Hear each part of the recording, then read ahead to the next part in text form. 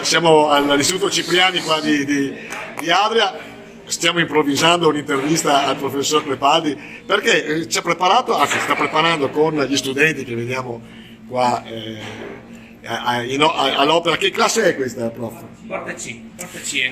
Guarda, allora, abbiamo dei piatti che ci può spiegare, praticamente è un piatto questo qua. Allora, i ragazzi stanno lavorando adesso con la cucina orientale, quindi nella cucina orientale si trovano tante preparazioni.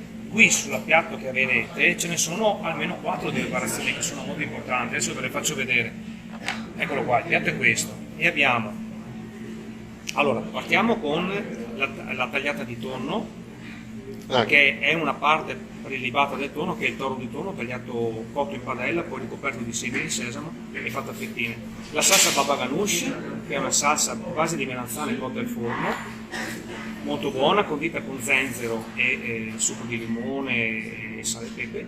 Abbiamo la tartare di tonno, la classica tartare di tonno, però una versione un po' più europeizzata, e condita anch'esso con sopra la parte luce, vedete, con salsa di soia e zenzero e limone. Poi abbiamo il pane a vapore, e là si può vedere i ragazzi che stanno ancora cuocendo alcuni pezzi di pane, e una treccia di pane dolce. Questo in versione classica nostra. Questa è in versione classica italiana, sì. Loro lo fanno per fare il servizio e poi dopo di abbinamento con la classe di sala.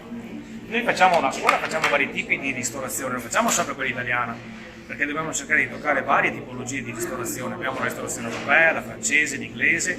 In questo periodo stiamo trattando quella cinese e giapponese in specifico, che ci dà grandi soddisfazioni perché loro curano, se fate caso, la perfezione della posizione del piatto. Gli elementi devono essere messi in una certa posizione, l'occhio per i cinesi e i giapponesi è importantissimo, soprattutto per i giapponesi deve avere la sua parte, deve essere tutto perfetto, tutto uguale, e lo vedete nei piatti che avete qua davanti. Ma la cucina preferita del professor Crepaldi?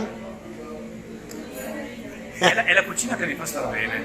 Se io mi siedo a tavola e mangio cucina francese e mi sento star bene, sto bene. Se mangio cucina italiana sto bene. Io amo molto la cucina orientale.